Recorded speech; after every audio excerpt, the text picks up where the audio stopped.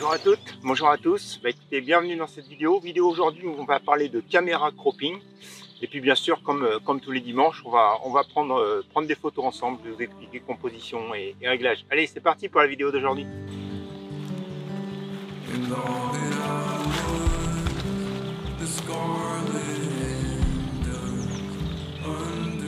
Alors avant qu'on parle de caméra cropping, on va parler de l'endroit où je suis aujourd'hui. Donc ça fait quelques temps que je vous en parlais. Je voulais à tout prix venir ici pour photographier les lupins.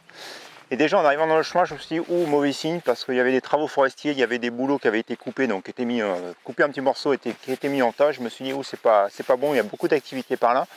Quand j'ai passé le premier champ, il y avait des lupins, mais très peu, moins qu'avant, pas du tout fleuris. Et puis quand je suis arrivé ici, allez, je ne vais pas dire la cata parce qu'il y a des pieds de lupin, mais alors il n'y en a aucun de fleuri. J'ai trouvé une pomme fleurie là-bas et tout à l'heure on va justement se rendre auprès pour prendre une photo, mais c'est franchement, je ne vais pas dire le désert, mais il n'y a pas du tout de pommes fleuries. Je n'arrive pas à trouver les explications. Par contre, ce qui est alors hyper surprenant, c'est qu'il y a des paquets de limaces partout, sur les branches, sur les feuilles, sur les arbres. Alors pas forcément des lupins, mais toutes les plantes qu'il y a là autour. Donc on est un peu déçu, on va dire, ce matin. Alors ça me rappelle une vidéo qu'on a eue il y a quelques temps. On est typiquement dans la photographie intentionnelle qui ne va pas se dérouler comme j'en avais l'intention. Donc du coup on va profiter de ce qui est là autour. Et puis on va photographier autre chose. Donc je pense que je vais quand même me centraliser sur les lupins parce que là en me promenant un peu autour, donc j'ai vu qu'il y a des choses intéressantes. Alors là il y a un chemin qui... Enfin, je pense qu'il y a été un chemin de tracteur qui me permet un peu de me faufiler entre les lupins sans faire de dégâts. Donc on va profiter de ce chemin. Donc j'ai 20 mètres on va dire de large ici pour me faufiler entre les lupins non fleuris. Pour prendre l'image, là derrière moi c'est ce fameux arbre que j'ai eu l'occasion de prendre plusieurs fois parce que je le trouve ça super sympa. C'est un chêne, il est bien vert et puis il est un peu isolé quelque part par rapport aux autres arbres autour, donc je le trouve toujours super. Donc il est toujours dans mes images. Je suis pas sûr qu'aujourd'hui il va être dans mes images, ou alors oui il va être dans mes images parce que j'ai fait voler un peu le drone avant, vous avez vu quelques images et puis j'ai pris une photo un peu du panneau avec le panorama, le paysage pardon là derrière, et puis justement cet arbre qu'on voit au premier plan. Je vais vous montrer une image ici. Donc voilà, donc il aura au moins une photo, mais on va se focaliser sur les lupins.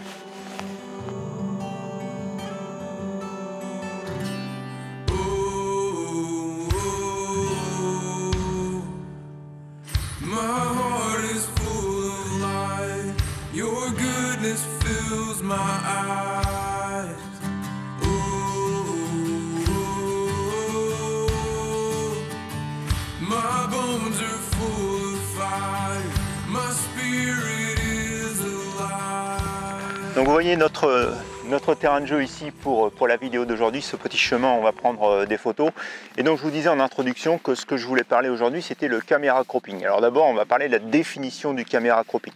Le caméra cropping, c'est quoi? C'est cette nouvelle option, fonctionnalité que vous avez dans les appareils photo qui vous permet à partir d'un appareil photo, donc full frame, de prendre des photos 16/9, carré, et en fait de revenir au format APS-C ou les autres formats, et donc de déjà faire un pré-cadrage dans votre image différent du format full frame, donc du format 24-36.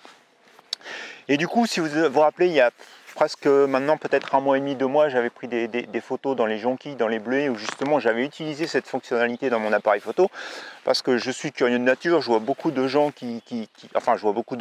je regarde comme vous beaucoup de vidéos sur YouTube, et je vois certains photographes qui utilisent cette fonctionnalité pour cadrer sur le mode terrain. Et je me suis dit, tiens, moi qui suis souvent en train de recadrer mes photos après coup dans Lightroom, pourquoi ne pas essayer d'utiliser cette fonctionnalité tout de suite au moment de la prise de vue, et quel est l'intérêt de photographier avec cette fonctionnalité.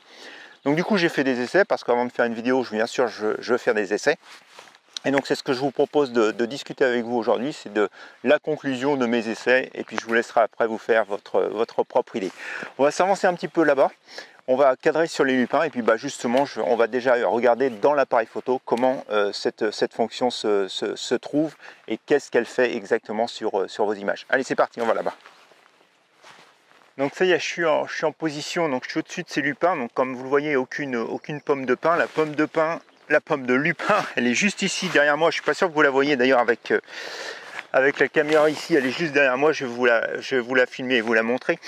Mais voilà, donc je suis en position pour ma photo, je suis en gros à 50 cm, un petit peu moins de 50 cm de mon sujet. Je vais vous montrer ce que je suis en train de photographier. Mais avant ça, allez, voilà, alors j'ai oublié une chose, c'est que voilà, il y a eu de l'humidité, il y a eu un peu de soleil, donc mes copains les moustiques sont de retour. Mais bon, je vais arrêter de me plaindre, je vais quand même vous donner une information qui est plutôt sympathique. Malheureusement, je ne vais pas pouvoir la partager avec vous. C'est qu'en fait, il y a de la menthe sauvage ici, et alors il y a une odeur, c'est juste fabuleux. Cette odeur de menthe avec cette humidité, là le soleil est là derrière, il commence à arriver vers moi, enfin du moins l'ombre commence à disparaître, et le soleil va passer au-dessus des arbres ici, et donc dans peu de temps je vais être au soleil. Mais on a cette humidité ici qui est en train de soulever toutes les odeurs du sol, et cette odeur de menthe, c'est juste fabuleux. Bon, enfin, donc là je vais vous montrer mon image, ce que je suis en train de composer. Donc voilà ma composition, ce que je suis en train de photographier. Donc ce que je m'intéresse surtout sur cette image, en fait, ce qui m'intéresse, c'est la rosée sur les pétales des lupins. Et puis donc cette forme un peu étoilée finalement de la fleur qui donne quelque chose d'argenté, de vert, que je trouve assez intéressant. Alors j'ai juste un tout petit souci, donc je vais faire le grossissement. Alors encore une fois, je me plante d'écran, le grand classique. Vous voyez, en fait, j'ai ces fleurs jaunes ici en dessous. Qui me gêne un peu, donc je vais prendre ma première composition, je vais essayer de les cacher un tout petit peu, et puis après je vais vous faire une image où justement j'ai essayé de les montrer. Alors je sais pas, je suis partagé entre le fait que ce jaune apporte quelque chose à l'image d'intéressant, et puis en même temps il peut distraire l'œil. Donc je vais essayer de bouger juste un tout petit peu mon appareil pour que vous puissiez voir ce qui se passe. Vous voyez, j'ai une fleur, alors si je la mets ici, je sais pas, je trouve qu'elle est c'est intéressant ou c'est gênant? C'est la grande question. Alors après, vous avez vu, il y en a d'autres un petit peu plus en dessous. Mais du coup, je me suis mis comme ceci. C'est ici à peu près la position où je peux mieux la cacher. Vous voyez, c'est vraiment difficile de la mettre complètement derrière. Hop, donc je pense que là, je suis quelque chose qui suit plutôt pas mal. Et donc, vous voyez, ce qui m'intéresse, c'est cette forme de rosée qui se dépose sur les pétales de la fleur. Je trouve ça super intéressant, super joli aussi.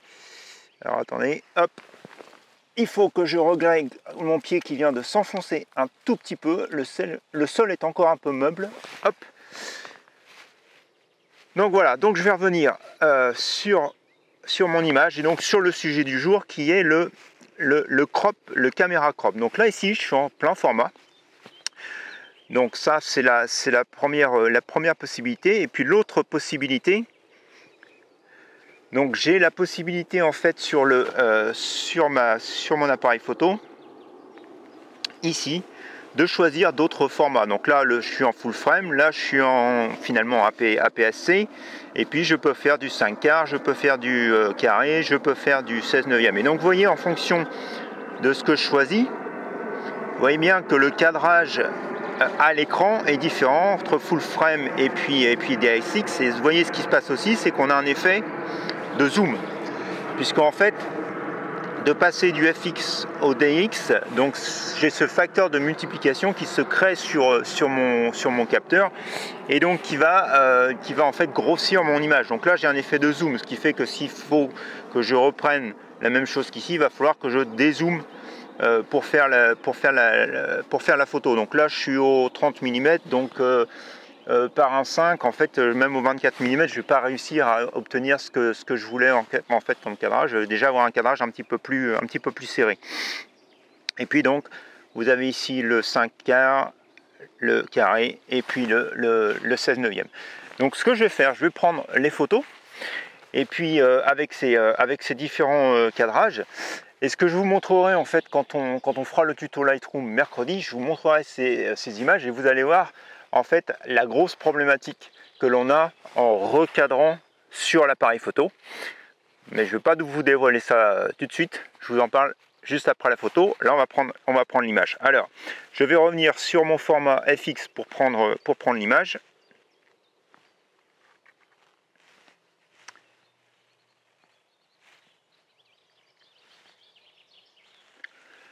Voilà, donc format FX.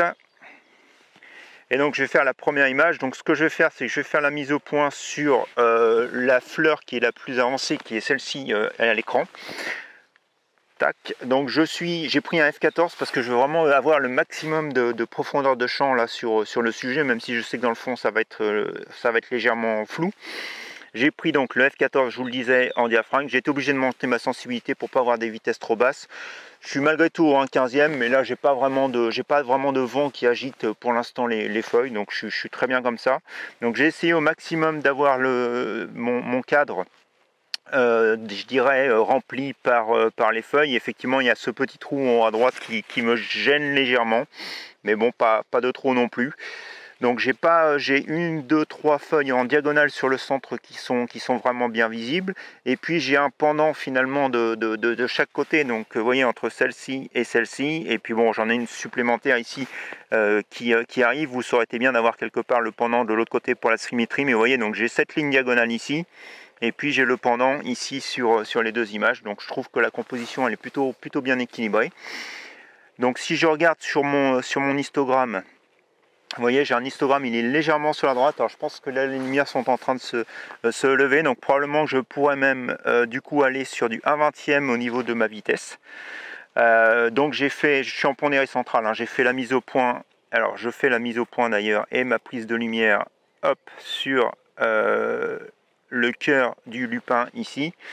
Donc voilà, je suis au 1/20e F14 ISO 400. Donc voilà, on va prendre l'image comme ça, ou du moins je vais prendre les images avec tous les formats. Je vais vous montrer celle que je vais avoir développée qui sera le format FX, et puis comme je vous disais, mercredi dans le tuto Lightroom on regardera justement ces images là et les 4 images que j'ai cadrées. On le prend tout de suite, c'est parti.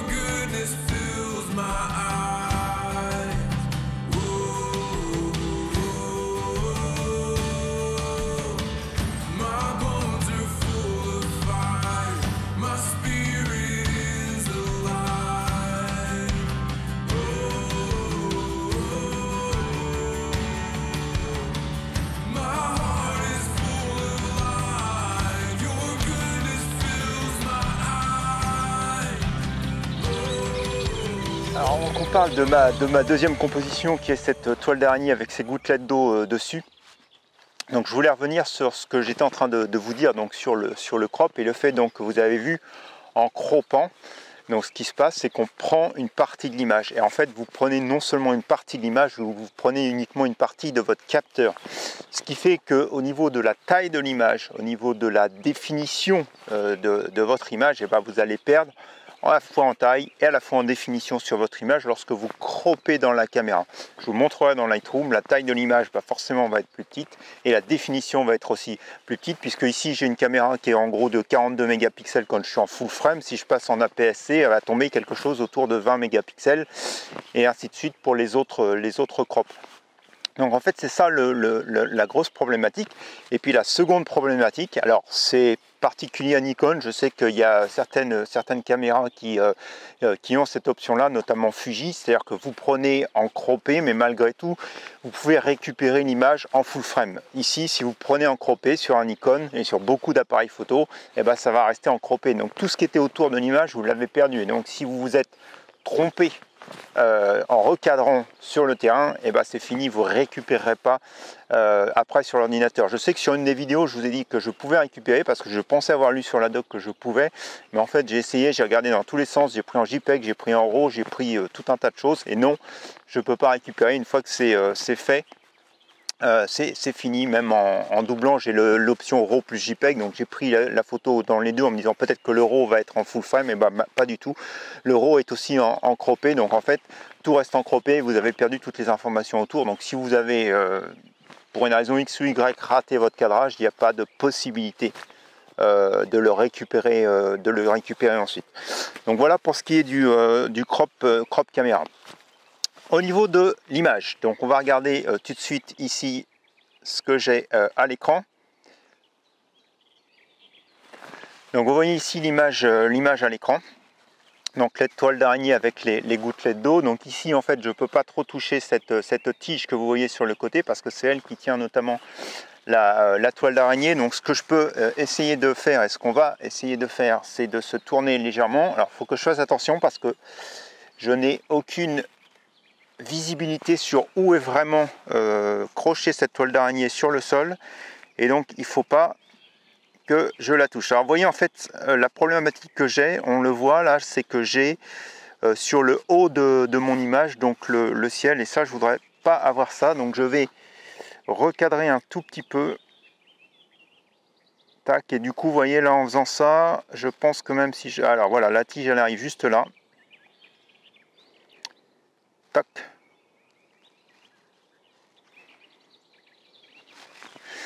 Donc on va avoir quelque chose comme ça, probablement que je suis pas bien centré. Hop, on va tourner celui-ci un petit peu plus. Je voudrais ramener quand même mon cœur de...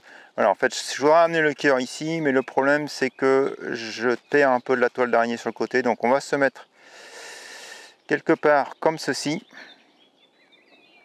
Donc je suis pas tout à fait centré sur le cœur de la toile, mais là je suis plutôt pas mal. Donc je vais regarder sur ma mise au point. Alors vous me permettez, je vais me mettre l'œil dans l'œilleton parce que j'ai toujours un peu de problème quand je regarde sur l'écran, quand j'ai pas mes lunettes. Donc c'est celui-ci. Je pense que je suis pas mal. Là. Vous voyez bien les petites gouttelettes d'eau là qui se forment. Hop, on va tout doucement revenir. Là, je voyais. Alors vous voyez, hein, comme j'ai zoomé, vous voyez parfaitement le problème que je vais avoir, qui est le vent sur l'image. Donc là, je pense que je suis bien. Au niveau de ma mise en point, donc là, on touche rien. Donc vous voyez, l'histo est à peu près centré. Je suis quand même monté à du ISO 640 pour avoir du 1 centième de seconde à f8. Donc on va tout de suite faire une image test. Et je vais regarder cette image, la grossir pour essayer de voir si mes gouttelettes, si j'ai pas trop de problème avec le vent. Bon là on commence à voir forcément le bruit parce que j'ai beaucoup grossi mon image, mais je pense que je suis net. Alors après vous voyez très bien sur le bas hein, ce qui se passe du fait que on a des soucis avec la profondeur de champ. Je ne veux pas monter trop en profondeur de champ parce que plus je vais monter en profondeur de champ, plus mon arrière-plan derrière la toile va être net. Donc là j'ai fait une option du F8. Donc je vais faire une photo. Alors je vais quand même essayer de faire du focus stack, c'est-à-dire que vous voyez ma toile d'araignée. Alors je sais pas où j'avais la tête à ce moment-là lorsque je parlais de focus stack, mais forcément avec le vent et la toile d'araignée qui me bougeait, le focus stack, mission impossible. Donc on passe à autre chose. Le top. Donc là je suis plutôt bien sur ma mise au point. Alors vous voyez hein, sur quelques gouttelettes d'eau, puisque là je suis encore en plus rapproché, donc j'ai zoomé, donc ma profondeur de champ a nettement diminué. Donc je vais prendre une première image ici. Et donc comme je vous le disais, ce que je pouvais faire, parce que là je pense que le sujet s'y prête et probablement que mon cadrage final sera comme ça, en carré. Hop, et donc vous pouvez prendre votre image directement en carré depuis la caméra ici, avec l'inconvénient que je vous disais juste avant, c'est que vous allez perdre toutes les informations qui sont autour. Mais on va la prendre cette image, la même, au format carré. Et donc on en parlera aussi sur Lightroom mercredi, mais du coup j'ai perdu ces informations. Voilà, donc j'ai fait mes images test, je pense que je suis bien sur la mise au point. Ce que je vais faire, c'est que je vais faire le focus stack. Et puis donc du coup après je vais vous montrer les images à l'écran. Allez c'est parti, on regarde l'image à l'écran.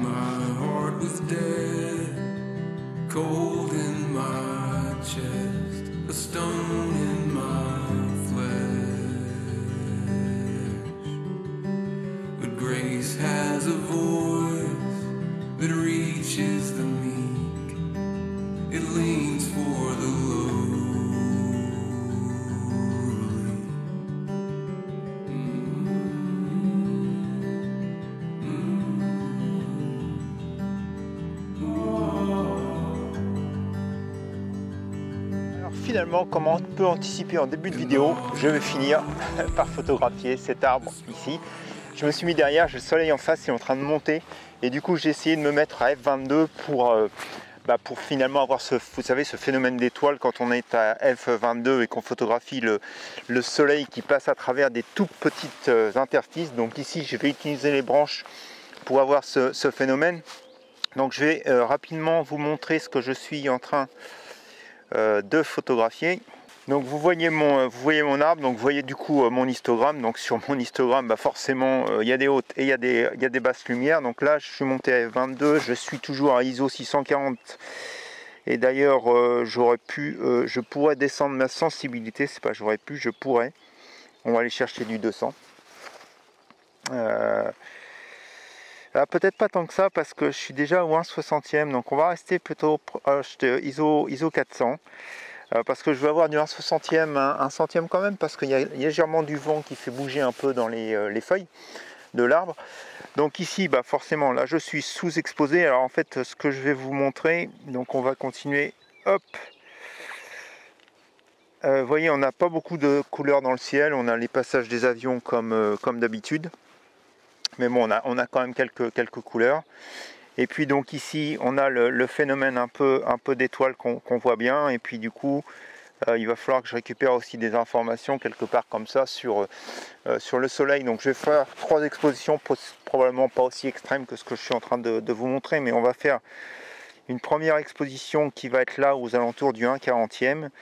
Et puis une autre qui va être aux alentours du 1/100e. Donc pour récupérer toutes les informations. Alors le soleil bouge, au fur et à mesure que le soleil bouge, je suis un peu obligé de bouger pour essayer de le faire passer sur les parties hautes des branches avant même qu'il passe par-dessus l'arbre, et là ça sera fini. Donc je prends l'image et puis après on va ensuite reparler du crop et finaliser sur le crop. Allez, c'est parti pour cette image.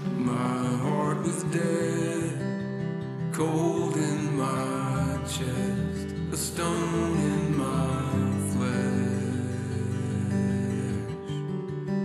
but grace has a voice that reaches the meek, it leans for the lowly.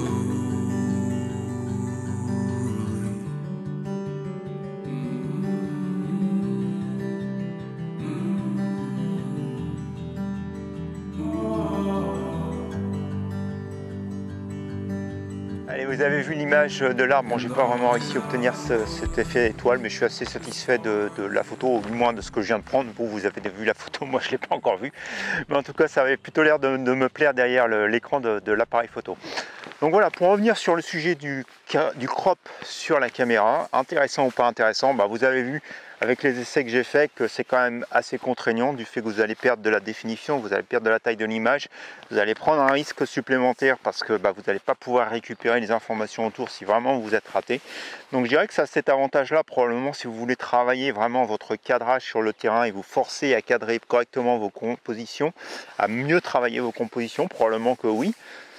Maintenant, je suis toujours assez partagé sur ces choses-là. Oui, il faut travailler tout un tas de choses sur le terrain. Maintenant, prendre des risques sur le terrain, on n'a pas toujours l'occasion de pouvoir reprendre l'image. Même si c'est du paysage, les lumières vont faire que tout va toujours changer. Donc c'est toujours un peu risqué de se dire ouais voilà je vais faire du crop sur le terrain parce que vous risquez peut-être de perdre l'information. Donc voilà, c'est plutôt mon point de vue. Donc du coup, est-ce que l'option elle est utile? J'en ai pas vu d'utilité, je vais être très honnête avec vous. Oui, c'est sympa, mais franchement si je ne l'ai pas, je vous montrerai que sur Lightroom on peut faire les cadrages et que finalement il vaut mieux garder le maximum d'informations que essayer d'en avoir de moins. Et ce qui est assez surprenant, c'est que quand les caméras vous entraînent quelque part à cropper un petit peu plus serré avec ces options là, de l'autre côté vous avez Photoshop avec l'intelligence artificielle qui eux vont vous permettre d'étendre ce que vous avez raté en pixels dans votre image. Donc c'est assez marrant de voir comment finalement on est en train de partir sur les deux extrêmes. Non, je pense que c'est intéressant, c'est de capturer le maximum d'informations sur le terrain et puis après de refignoler son cadrage sur l'ordinateur. Du moins c'est mon point de vue. Donc du coup cette option là, la seule utilité que je vois, c'est le format 4/5e ou d'autres formats, tout simplement si vous avez envie de publier directement et immédiatement sans retravailler votre photo sur les réseaux sociaux et d'être déjà dans dans le bon format. Je vois uniquement cette option-là, finalement, pour cette utilisation-là, pour cette option-là. Voilà, en tout cas, dites-moi dans les commentaires ce que vous en pensez, si vous avez eu l'occasion de tester cette option. C'est fini pour la vidéo d'aujourd'hui. J'espère que vous aurez apprécié à la fois ce travail de composition et puis cette discussion sur le caméra crop. Si c'est le cas, vous connaissez la petite musique, un petit pouce en l'air. N'hésitez pas à partager cette vidéo, à la commenter. Il ne me reste plus qu'à vous souhaiter une bonne fin de semaine, un bon dimanche. Et puis on se dit à la semaine prochaine pour de nouvelles expériences photographiques. Bonne semaine à vous. Au revoir.